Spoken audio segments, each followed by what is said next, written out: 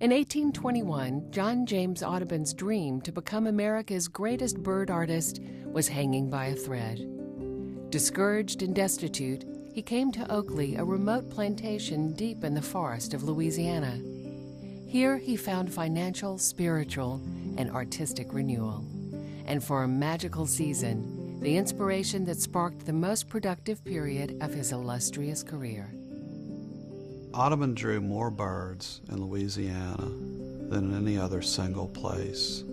Audubon's time at Oakley was a time when his art changed dramatically. What was it that so inspired him and continues to inspire us today? It was a summer of birds. The state of Louisiana has always been my favorite portion of the Union. This project is supported by the Foundation for Excellence in Louisiana Public Broadcasting and by a grant from the Louisiana Endowment for the Humanities.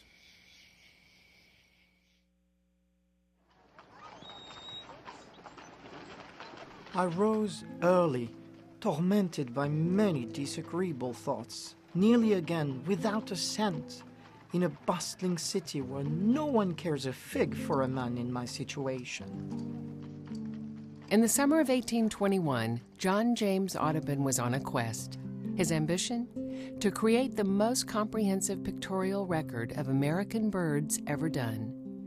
The Birds of America. He had come to Louisiana and to New Orleans in search of his dream.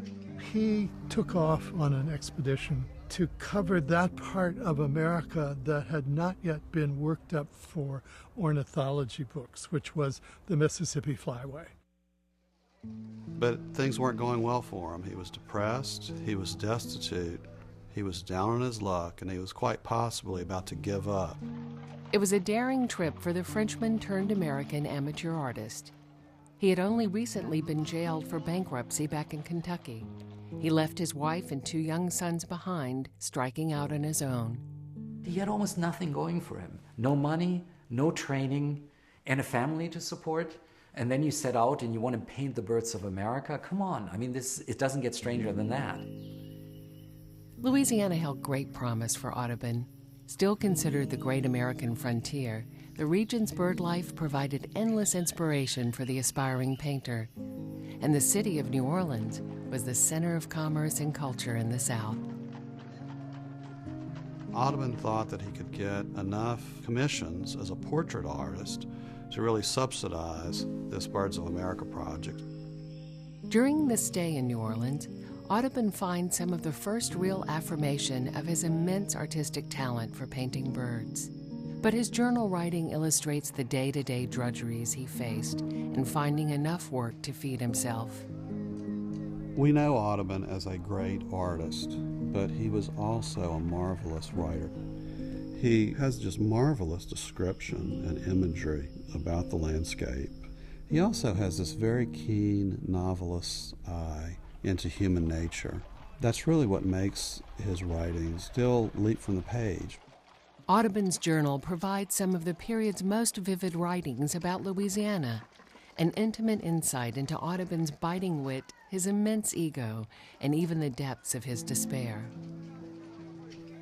Extremely anxious to receive some news from my family, and very much fatigued of New Orleans, where I cannot shoot 2 birds with 1 stone. He was pretty much down to his last nickel. His art commissions had dried up, and it seemed that the stars were aligned against him. Facing few options, Audubon is approached by the wealthy mistress of Oakley Plantation. Lucretia Peary offers him a job to tutor her 15-year-old daughter, Eliza, at their home near remote St. Francisville, Louisiana. He'd be paid $60 a month for his services and the help of his assistant, Joseph Mason.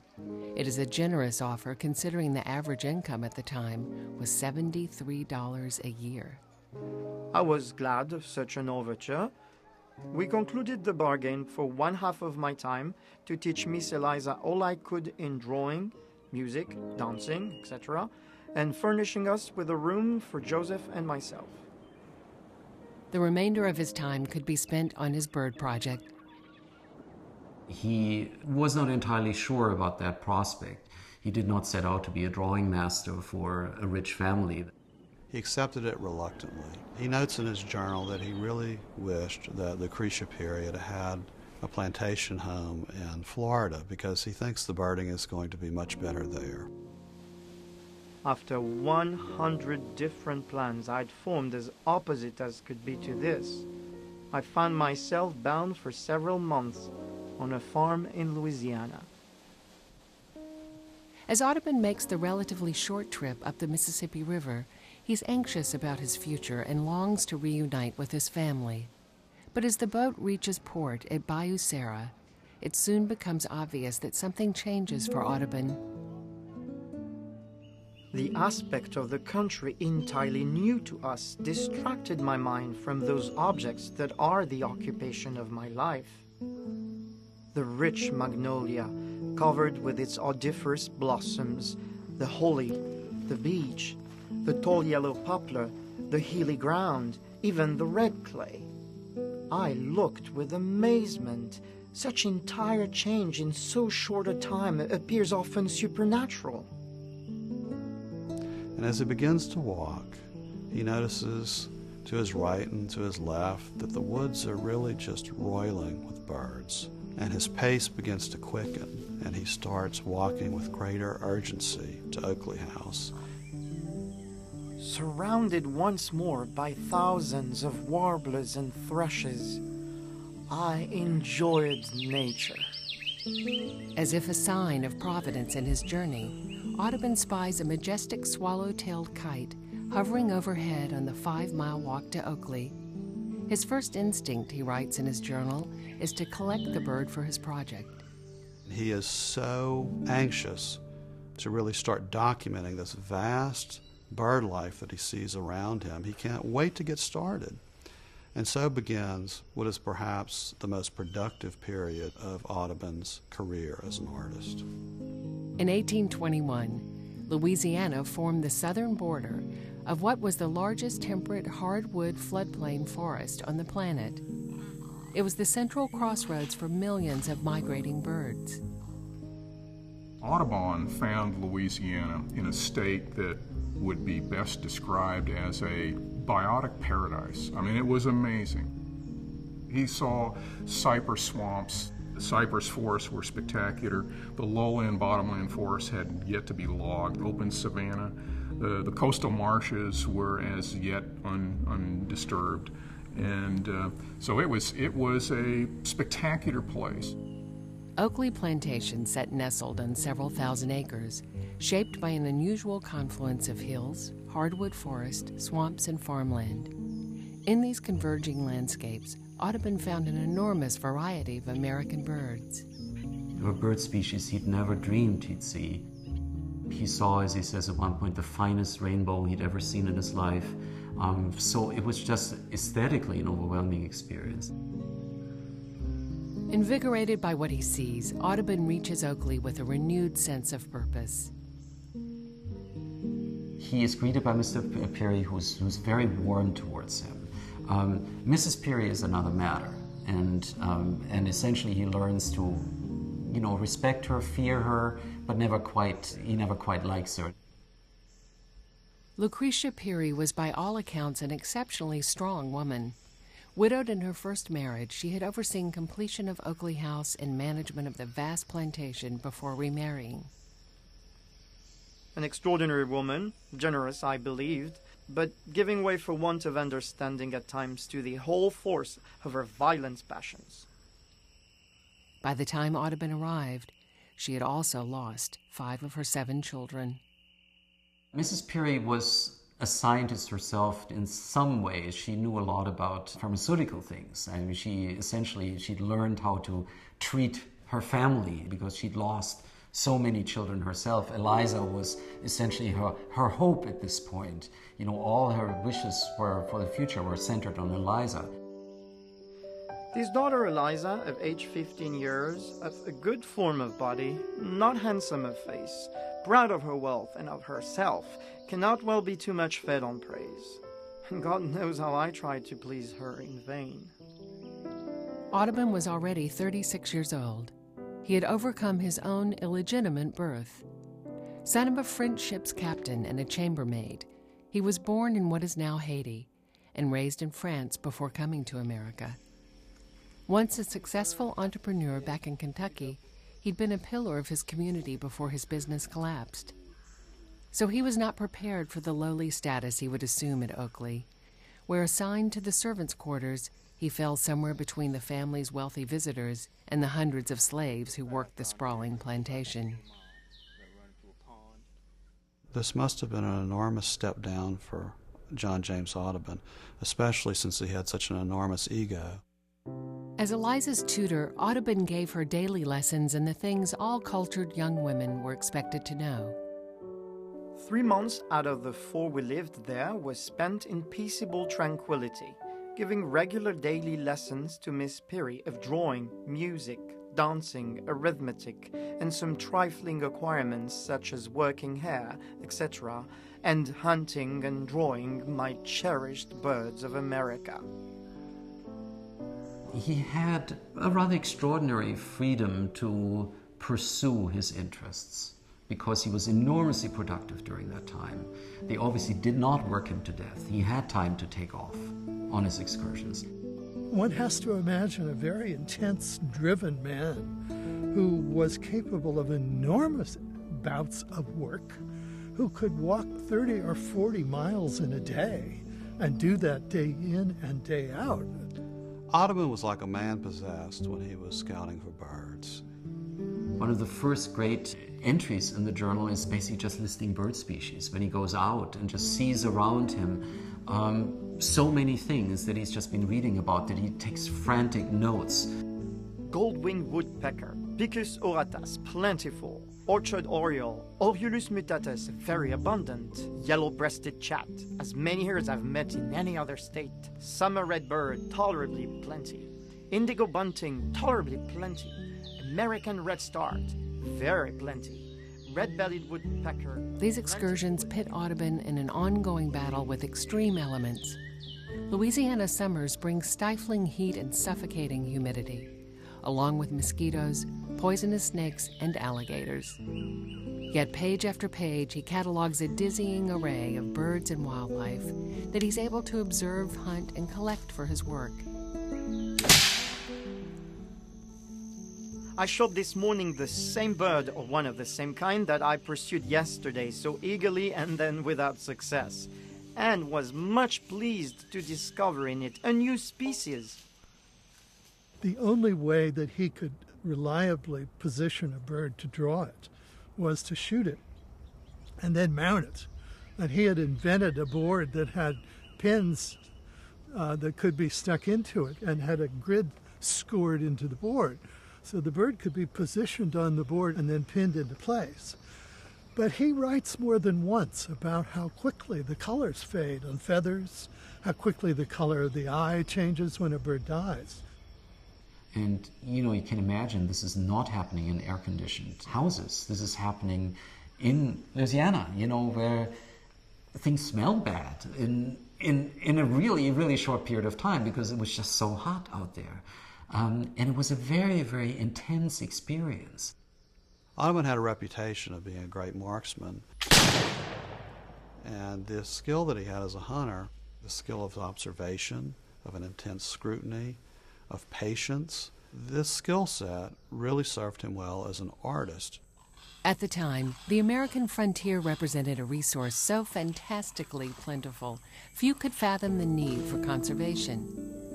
But Audubon's artistic exaltation of birds can be difficult to square with the fact that he killed many more birds than he could ever eat or paint. We should understand him as a man of his time, as somebody who did what other people around him were doing as well. He grew into a culture where shooting birds was just an everyday kind of thing. But he's aware of what he's doing. He refers to himself once in one of his essays as the two-legged monster with a gun. That's who I am. But he is at the same time also, in his own understanding, somebody who preserves things, who preserves beauty on the page, who conserves, not in the modern sense, but in the artistic sense, who conserves what he sees on a page and passes it on for other people to see, for other people to appreciate. In a very ironic sense, as some people would say, his beautiful bird images did lead to the modern conservation movement. For Audubon, Oakley is a living laboratory just outside his door. Here he has the luxury of time and of place to observe birds in nature. Audubon went out in the field and lived with the birds and studied their lives and incorporated all that knowledge and experience into his work. It was a breakthrough that I think we take for granted today. When he's in Oakley, he's just surrounded, he's in paradise essentially. It's an ornithological paradise for him.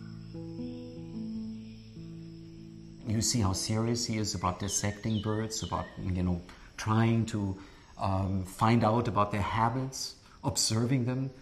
The story about the red-cockaded woodpeckers that he caught, which he tried to carry home in his hat. One of the birds died, another bird made it home, and started basically dismantling Audubon's room, drilling like a power drill on wings, essentially drilling into the wood and so on, becoming uncontrollable basically. So there really was no average day. One of the great things about his stay in Oakley was that the country surprised him and never stopped surprising him.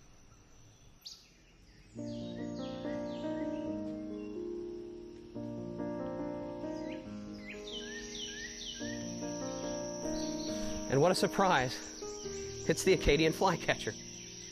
Acadian flycatchers are another one of my favorite birds. Walking in Audubon's footsteps throughout this wild delta region today, visitors can still find abundant natural beauty and a new generation of naturalists committed to preserving the landscape and its bird life for the future. These used to be called back in Audubon's time, they were known as the golden swamp warbler. In fact, if I'm not mistaken, that's what he has on his print. Audubon has inspired me in many ways. While he was in our state, he painted birds native to our area. He wrote about their life histories, and those life histories still stand the test of time today. I think for me, the birds that stand out the most in his journal are the birds that are no longer with us, since he's one of the few people that documented those birds. Ivory-billed woodpecker, which may or may not still be extant, Carolina parakeet, passenger pigeon. Ornithologist Michael Seymour is part of a select group of scientists who study threatened and endangered species with the Louisiana Department of Wildlife and Fisheries Natural Heritage Program. This is a Swainson's warbler. It is what we call a species of special conservation concern because they are restricted in range. The habitat they like is disappearing. I got started in birding in the 5th grade. And for a long time, I was probably the youngest birder in the state, or at least the youngest that made the field trips frequently. And it was that passion for birds, that really strong interest, that got me the job that I'm in today. Every year, a dedicated army of specially trained volunteers and scientists plays a critical role in reporting the region's bird populations and in monitoring habitat changes. This is an impoundment that Wildlife and Fisheries manages for waterfowl as well as wading birds and shorebirds.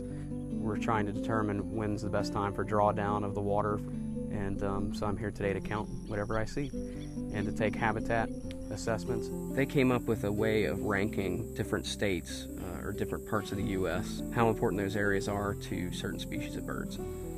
Wading bird rookeries, seabird rookeries, Louisiana is extremely important when it comes to those species. Some of those birds, 30% of their breeding population may occur in Louisiana, so it's exceptionally important that we protect those types of areas. Swallowtail kite, Louisiana would rank relatively high because we don't have many swallowtail kites in the U.S. period, maybe 10,000 birds. Rusty blackbird is believed to be one of the fastest declining songbirds of all time, 90% decline of that species, and nobody really knows why. So we're going to be proactive like other states and try to survey for what we would call critical wintering habitat. But it's kind of exciting when you get one that was clearly banded at least a year before, and this bird was certainly not banded this year because it's the first Kentucky we've caught. Educating others to make the connection between the health of this landscape and the wildlife that depends on the protection and nourishment it provides is critical to this effort. It is work that helps to ensure that future generations will have the chance to encounter the sense of discovery and wonder that thrills even the most experienced scientist. There's always going to be a day where you're totally shocked at what you may see.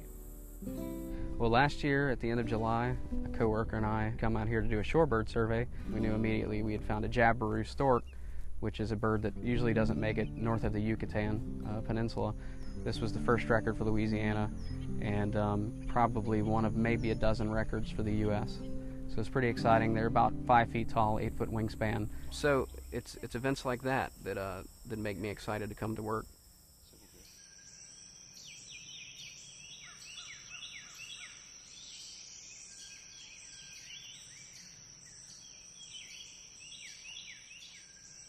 While sitting waiting for the arrival of these curious birds, saw several flocks of the white ibis and blue herons, moving from the lake to their rendezvousing place of rest.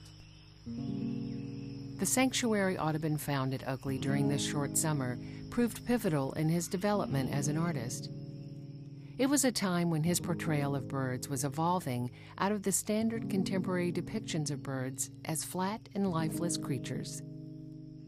Audubon's time at Oakley and in general in the Louisiana area was a time when his art changed dramatically from a fairly stiff, formalistic style of positioning of the birds to the full romantic glory of the paintings that he began doing at that time and that formed the core of the Birds of America.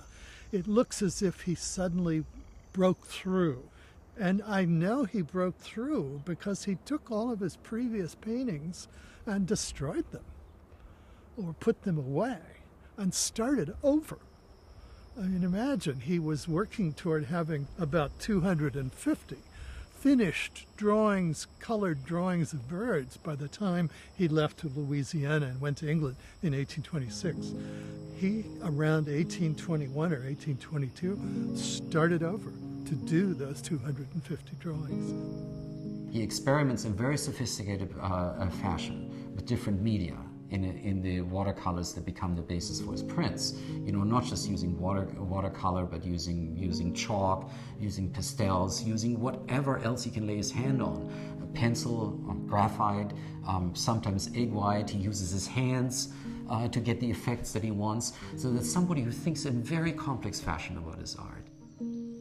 Audubon was determined to fuse the standards of scientific illustration with the qualities of fine art, to draw images that were both anatomically correct and useful, and at the same time capture the intense drama of the natural world. That was his great goal. Depicting the birds as if in life, going through the rich, complex life that birds and all animals live, of hunting and courting and nesting and defending their young against predators. There's so much drama in his art. There's so much storytelling. There's science, their art, their entertainment. They're always new. We try to keep the crowds down to about 40 people at a time. Every year, Louisiana State University's Hill Memorial Library holds a unique birthday celebration and an exhibit in Audubon's honor where almost 200 years after their creation, his pictures still have the power to draw an audience. People are invited to come in and they can stay as long as they want and look at as many of the birds as they want to. So they get a chance really to see all 435 of the plates, and it really changes your perception of what Audubon achieved when you see all of them. You know, frequently you will see one or two on the walls and, you know, or reproductions in the dentist's office. You very rarely get to see the original plates, all of them at one time. Page after page, spectators pore over the images in this exquisite book. It's one of only 134 complete sets of the first edition of the Birds of America known to exist in the world. It's a great event. We really enjoy doing it. I think it's just that people love looking at the birds. You'll hear a sharp intake of breath sometimes when somebody turns a page because they're so struck by the beauty of the next print that they're getting to see. Audubon's bird art lives in its detail. These pictures have such nuance to them that each time we look at them, we see new things. He's creating these marvelous, lifelike images from death, and it's really a kind of a sorcery. You know, one of the most magnificent compositions he produces, while he's here, in fact, is of the swallowtail kite. And the kite is in the act of killing something. It's a very, very effective composition because of that.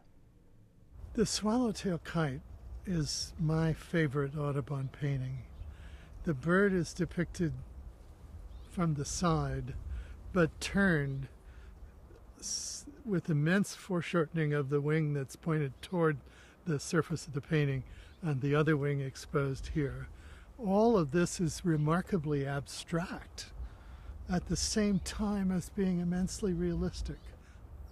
He portrays that bird soaring through the air with a snake wrapped around in its talons and on its leg, and that is one of the top prey items of that species. So the painting reflects its actual natural history and its behaviors. That's key to Audubon. You know, this is what nature is all about. It's a cycle of life being destroyed, kind of renewing itself constantly, and he sees that around him. Audubon's depiction of this natural cycle of life was not limited to wildlife.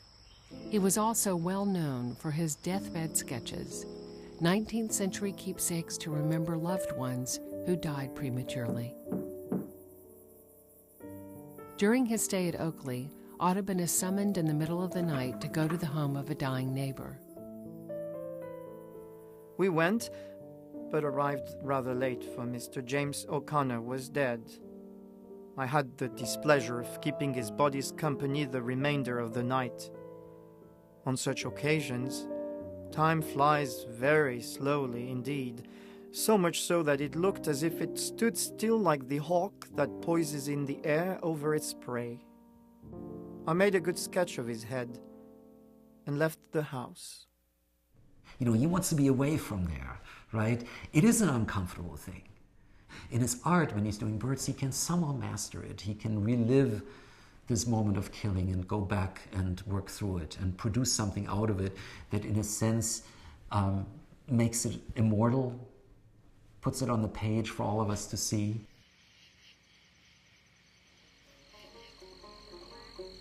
Even though it has been nearly 200 years since Audubon's visit, his spirit still looms large in this region, inspiring countless cultural events and family traditions. The cemetery tour for the Audubon Pilgrimage is a way that we can convey history to our visitors. It brings to life these characters from Audubon's time.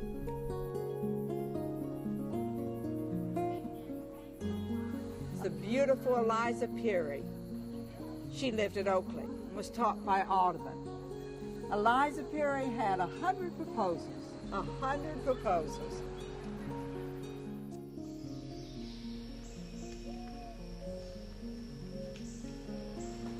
Welcome. Y'all come on up. Everybody come up. Audubon Pilgrimage started in 1972. I want to welcome y'all to the Audubon Pilgrimage. If you want to just make your way out on the porch. And my grandmother, Lucille League, was one of the founders. The point of the pilgrimage is to celebrate Audubon and to bring the community together and for us to open our doors to neighbors. Through home tours, plays, receptions, and dances, this small community commemorates Audubon's legendary stay here and honors his esteemed young pupil. As a child growing up in St. Francisville, even the younger children were involved in reenacting Audubon's life and Eliza Perry's life. Costumes are traded, they're passed down, they're shared by the community. Growing up in St. Francisville, you had a strong sense of Audubon. His spirit is just, it's all around. Other local events, like the annual Audubon Country Bird Fest, give bird watchers from all over the world a chance to glimpse the same birds Audubon observed, hunted, and painted here. Prothonotarians are a bird that, if you're not familiar with it, you watch for it. I mean, they call them swamp canaries, and they're little yellow bullets that come through the woods. They're bright, bright yellow, but they'll probably be the best treat of the day, I suspect, for those who get to see one.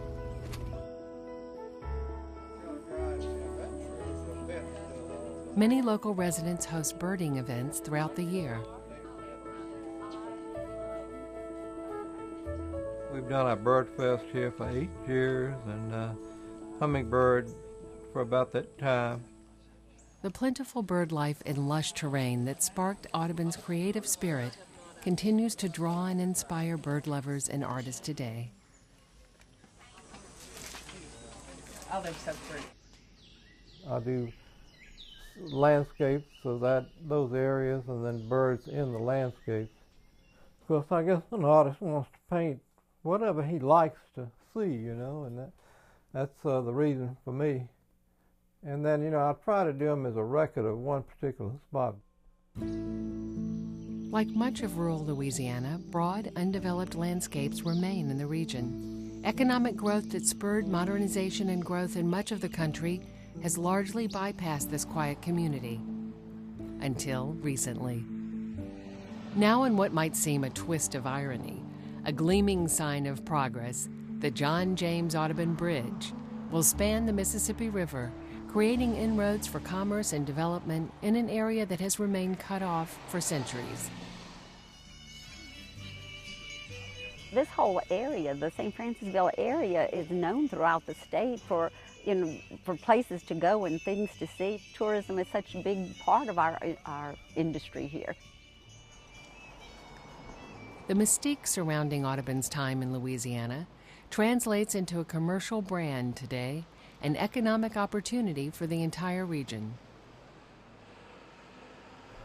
There are businesses throughout town that are named after John James Audubon, and all these things really attest to his continuing influence in the area. Oakley's claim as host to the area's most famous guest makes it one of Louisiana's more popular historic landmarks. But the home itself was almost lost to history. By 1947, decades of neglect took a toll on the once stately house. Recognizing the home's place in Louisiana history, a local group worked to rescue it from ruin, lobbying the state to purchase it and painstakingly restore and preserve it. Today, the house and its grounds are operated as a state historical site. Even today, in and around Oakley, people quite often talk about Audubon as if he's just left the room. I think part of that is also because Audubon in many ways is a thoroughly modern man. Naturalized American, world traveler, a man of art and science, Audubon embraced the era's boundless intellectual ambition, and Oakley's table presented a promising venue for his opinions. Most people in this area would lead their lives in a very circumscribed manner, but these were not people who were cultivated in the modern sense, despite their wealth. And we have to remember that Audubon had seen the world. You know, and he carried all that with him. He was probably the most amazing thing some of these people had ever seen. And sort of an eruption of the world into the little circle of Oakley House. Audubon was an extremely valuable man. He loved to talk.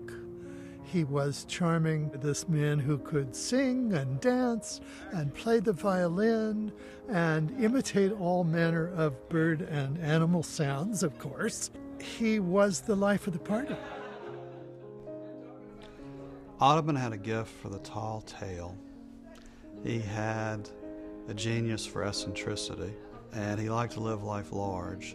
While those things are certainly not unique to Louisiana, they certainly made Audubon seem at home here.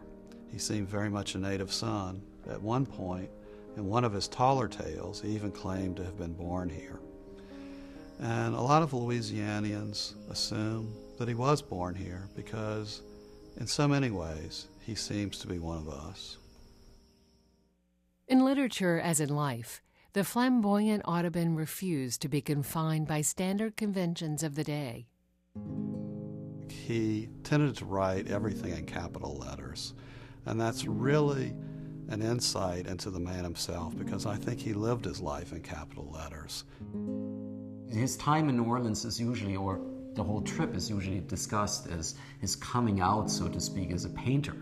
But it's really also Audubon the writer, who really transcends the limits of the journal, starts thinking of himself as somebody who can shape words so that a reality that no one else really can write about comes alive on the page. And it's a wild world.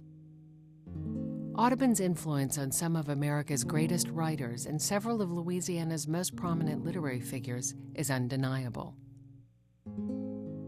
Famous example is another cultural figure who becomes important in Louisiana, Henry Wadsworth Longfellow, who'd never visited Louisiana himself, but who in Evangeline, for example, copies liberally from Audubon's descriptions of the scenery down here, which he'd never seen himself.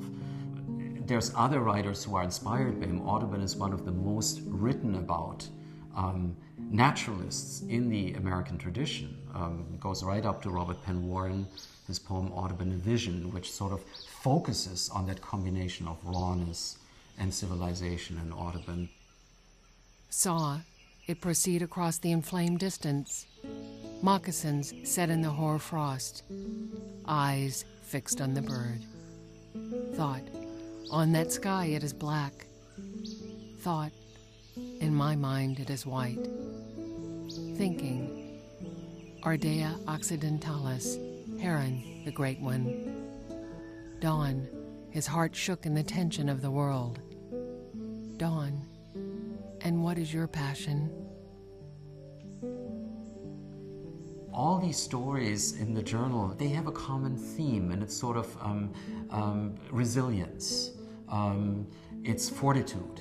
It's fighting against obstacles. He sees himself reflected in what's around him in multiple ways. So he's sharpening his powers as an observer of basically anything around him in ways that still make for good reading today, as far as I'm concerned. When we left the ridges, we at once saw a different country in aspect. The tall white and red cypress being the principal trees in sight, with their 1,000 knees raising like so many loaves of sugar. Our eagerness to see the lake engaged us to force our way through deep, stiff mud and water. I think reading Audubon's early writings and listening to him talk about the landscape that he traveled through, you know, that really hit home with me and kind of made me want to try to find those landscapes if they still exist out there on the horizon today, and if they still exist, try to preserve them, if not to help try to restore habitats back to maybe something like what Audubon saw. Conservationist Keith Uchley has spent his life exploring and studying Louisiana's wild places. Well, this area that we're in today, known as the Cat Island Swamp, represents one of the best examples of what it might have been like during Audubon's time in the early 1800s. This area still has one of the highest densities of old growth or virgin cypress trees that we know of anywhere that still exists today in the lower Mississippi Valley. And behind me is an example of one of those trees. This is the national champion ball cypress tree. It's the largest ball cypress tree in the world. It's the largest tree in the United States east of the Sierra Nevada mountains in California. This vulnerable area, only a few miles from Oakley, is one of the few large remaining naturally flooding places along the Mississippi River. In the year 2000, the Nature Conservancy purchased the land and within 4 years saw it designated as a National Wildlife Refuge. to be preserved for public use for generations to come. Most people aren't used to seeing, those big trees out there on the landscape. To know that those trees have been around for 500, 700, sometimes 1,000 years. Today you can still walk out there amongst those trees. It's a pretty neat feeling that you can almost connect with that history, the same thing that Audubon and the early explorers would have seen in this part of the world. Of course, we've lost species that were here during Audubon's time. So there are species that were here, that he saw, that he painted here, that he wrote about here, and those species are gone. And those species are gone primarily because we've lost habitat that those species require to live in. We will not be judged by what we lost, but what we saved as a species. Every day we lose more and more of our natural heritage, not only in Louisiana, but in North America. We had 24 million acres of bottomland hardwood forest, and stretching from southern Illinois to the Gulf of Mexico, 80% of that's gone. We had 2.2 million acres of tall grass prairie in Louisiana. 99% of that habitat's gone. Longleaf pine was once prevalent in the Florida parishes and over into central Louisiana. 90-something% of that habitat is gone today. So are we doing enough to save what we have left and restore? I think we can do better. The Audubon paintings that really get me are his passenger pigeons. I really feel like I got the short end of the stick. The passenger pigeon spectacle in Louisiana was unbelievably impressive. John James Audubon got to see flocks of millions of passenger pigeons. It was one of the great avian spectacles on planet Earth. Renowned ornithologist Van Remsen is curator of birds at Louisiana State University's Museum of Natural Science. The reason I came to LSU was its reputation in ornithology. I don't think there's any other state that can compete with us in terms of the number of individual birds you can see in a day. You can see 25,000 snow geese in a day relatively easily. You can see several thousand herons in a day. You can see 100 hawks in a day. Thousands of migrants crossing the Gulf of Mexico in a day. 20,000 ducks in a day. 1 million blackbirds, and so on. Remsen and his colleagues are working on an updated book documenting the birds of Louisiana. The reason Louisiana is such a great place for birds is that it's right in the heart of the flyways. It's right in the center of the country for migrating birds going to and from the tropics, spring and fall. Just as in Audubon's day, Louisiana's varied habitats still provide critical refuge for hundreds of millions of birds and unlimited opportunities to observe them in the wild. Fortunately, we do have a lot of public land set aside. There are 65 wildlife management areas in state wildlife management areas in Louisiana. There are a number of large national wildlife refuges, a number of state parks. Some of our best birding areas are right off the interstate. Ensuring that this critical habitat is preserved for public use is a priority for another essential group that shares in Audubon's legacy. Let's do it! Hunters have made a major difference for land preservation in Louisiana. Those wildlife management areas were set up for hunters. There's some irony. I mean, there are people who are anti-hunting because they don't like to think about animals being killed. But those people just need to wake up every morning and be very thankful that we have a large and strong hunting community that's willing to put money into land preservation, because they're the ones who have really made an impact on setting aside land for animal habitat here in Louisiana. The density and variety of birds in this region draws a steady stream of scientists and researchers eager to study the vast resources here. LSU's bird collection is the fourth largest university-based collection in the world. The museum's holdings of birds from the southeastern United States and bird-rich South America are the largest in the world. Our DNA collection here is the world's largest by far. We were the first to start such a collection. We have something like 4,000 of the world's 10,000 species of birds. We're a research institute primarily. And people come from literally all over the world to study those specimens. And scientists are not the only ones who rely on this valuable collection for their research. We have a steady progression of artists coming to the museum for their technical illustrations, and they use those specimens for the field guides. Those field guides that you see in the stores and so on were painted not from living birds, but from specimens, just like John James Audubon did. I've been working on this male painted bunting, which of course is one of the most beautiful of our native songbirds. Retired LSU ornithologist John O'Neill is a celebrated bird artist and a leading expert on the birds of South America.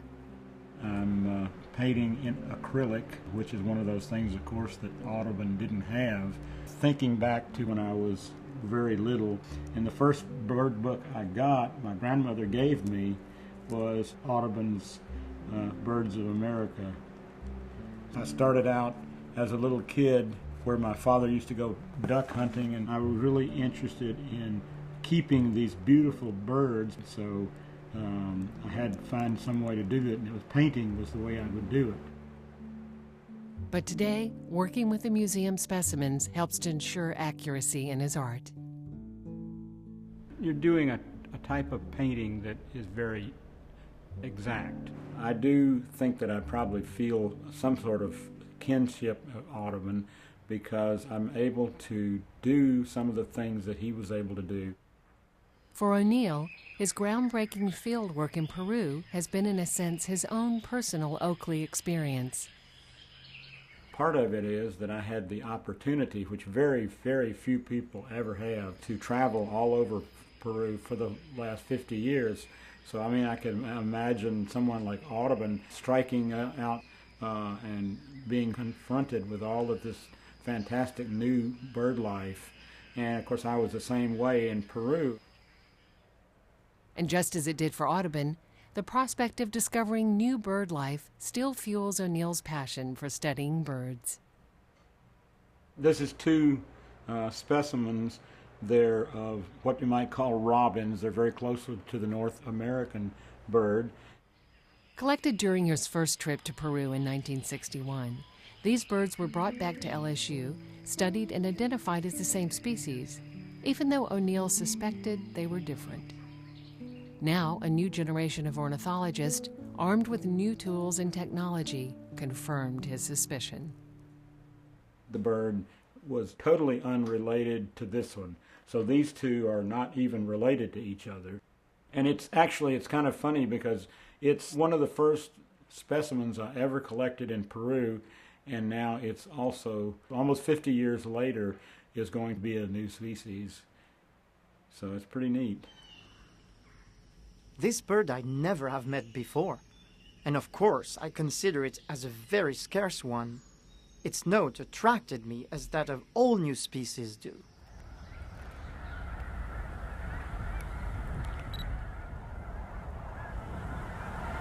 It's about 150,000 snow geese, both the white form and the blue snow geese. Melanie Driscoll's critical work is drawing attention in the world of conservation. I'm the Director of Bird Conservation for the Louisiana Coastal Initiative for National Audubon Society. As the local director of the Important Bird Area Program, she is part of a global initiative designed to identify vital bird habitats around the world and to conserve those areas. Basically, from the elbow of Louisiana down, almost everything is considered important bird habitat. And the only place that I've really heard of that has a map that's similar is Brazil. 14 of our sites are identified for a total of over 13 million acres of habitat. A total of 70 species have met either global or continental criteria, 70 different species. When we present these data to people outside of Louisiana, the reaction to the numbers of birds in different sites is one fairly much of just utter astonishment. While an IBA designation carries an illegal weight, it's an effective tool in securing funding for conservation work and in raising public awareness about the importance of these areas to the world's bird populations. What makes Louisiana really important, though, is that the habitats remain that are now more broken up in other parts of the U.S. There's still within the state extensive upland forest mixed with wooded wetland, and what you see in other parts of the country is this more broken up, fragmented habitat that doesn't provide as much food or cover. But even these critical landscapes are under assault, from threats like encroaching development to natural forces like hurricanes, coastal land loss, and climate change. The problems here are very grave, and they're frightening. The idea of already having huge coastal marsh loss and then being faced with additional sea level rise is overwhelming, but these marshes have the capacity, if reconnected to rivers, to be resilient. Today, the National Audubon Society works through community partnerships and collaboration with federal and state agencies, seeking ways to help manage the entire Mississippi River Delta and coastal zone, to strike a balance between economic growth and the preservation and protection of these remaining crucial habitats. Louisiana is sort of a bottleneck for birds that are crossing the Gulf, and that it's also the recipient of the waters and sediment that flow from 34 different states, from this huge watershed that comprises more than half of the United States. We are the key piece in, I think, trying to convince people that what happens in all of those states in smaller pieces really has a major impact on our economy, on our wildlife, and on our quality of life. Maintaining a healthy bird habitat helps you maintain what helps protect human health. And we don't make that connection. We think that it's an either or. It's either development and economy or it's birds and habitat. And it really needs to be both.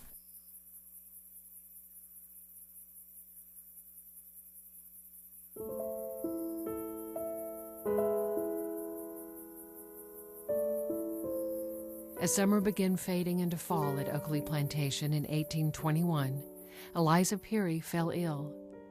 Lucretia Peary had lost 5 children already, and a deep anxiety filled the house. Her physician would not permit her reassuming her avocations near me, and told the mother that it would be highly improper Miss Eliza should draw, write, etc. until some months. I saw her during this illness at appointed hours, as if I was an extraordinary ambassador to some distant court. We don't exactly know why Lucretia Peary fired John James Audubon. His seemingly dismissive attitude toward Eliza's illness couldn't have helped things. Mrs. P. on the 10th of October dismissed me. I begged of her that we should remain 8 or 10 days longer, if the family would please to consider us visitors. This agreed on, I continued to close application to my ornithology writing every day from morning until night, correcting, arranging from my scattered notes all my ideas, and posted up partially all my land birds. With only days left before his departure, Audubon worked feverishly to finish his work. He has a feeling there's much more to be done. And I think there was a sense that this is unfinished business here. Tensions between Audubon and Lucretia erupt in a dispute over pay he feels he is owed for his time during Eliza's illness. And Mrs. P., in a perfect rage fit, told me that I cheated her out of $20. My coolness suffered all her vociferations to flow. I simply told her our former mutual engagements on that score. I figured the bill and sent it to Mr. P. Even though Audubon would leave Oakley in October of 1821 on a sour note, he would return often to this region, drawing on its endless inspiration to create some of his most memorable paintings. He even brought his family to live at a nearby plantation for a time, where his wife worked as a teacher so Audubon could continue his work. Of the 435 pictures in the Birds of America, 167 were started or finished in Louisiana, more than any other single place. Audubon's tutoring job at Oakley gave him financial stability at a time when he desperately needed it. And Oakley's thousands of acres of birds gave him critical inspiration at a time when he sorely needed inspiration too. When Audubon came to Oakley, he was someone who had, in the past months, risked everything in order to become the artist he wanted to be. But I think what is more important to him is the experience of the wilderness out here, and the potential that it has for him as an artist to reveal things that otherwise he wouldn't find. So I think it has a sort of centripetal force, this landscape for him. This untamed landscape and its paradise of birds, which forever sparked Audubon's imagination, holds the same power today to inspire, to cherish, to conserve, and to engage. And the challenge for us is to preserve that unique country that drew Audubon here in the first place, so that it can continue to inspire future generations of nature lovers and everyone who loves the land. Daylight of Sunday saw us loading our trunks, vaulted our saddles, and left this abode of unfortunate opulence without a single sigh of regret. Not so with the sweet woods around us. To leave them was painful, for in them we always enjoyed peace and the sweetest pleasures of admiring the greatness of the Creator in all his unrivaled works.